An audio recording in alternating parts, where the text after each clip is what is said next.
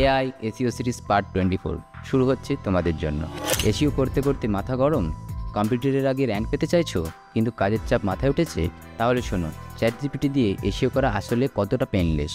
অনেকে keyword research, মেটা description লেখা, internal linking সব ম্যানুয়ালি করে ঘন্টার পর ঘন্টা নষ্ট করছে। তুমি যদি কম্পিউটারের থেকে স্লো হও, গুগলে র্যাঙ্কিংয়ে হারবে নিশ্চিত।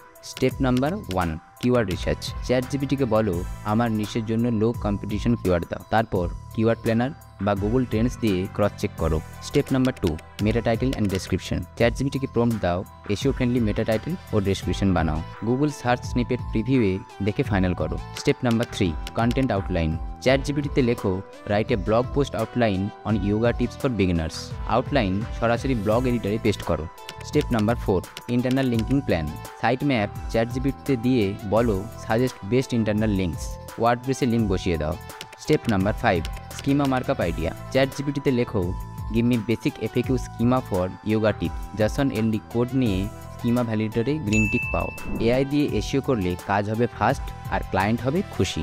আমি সঞ্জু, এসইও মিশন ইজি করতে আমি আর এআই দুজনেই আছি। আর তুমি যদি ওয়ার্ডপ্রেস সাইট চালাও তাহলে র্যাবিট লোডার ট্রাই করো। সাইট স্পিড বাড়বে, এসইও বুস্ট পাবে, বাউন্স রেট কমবে।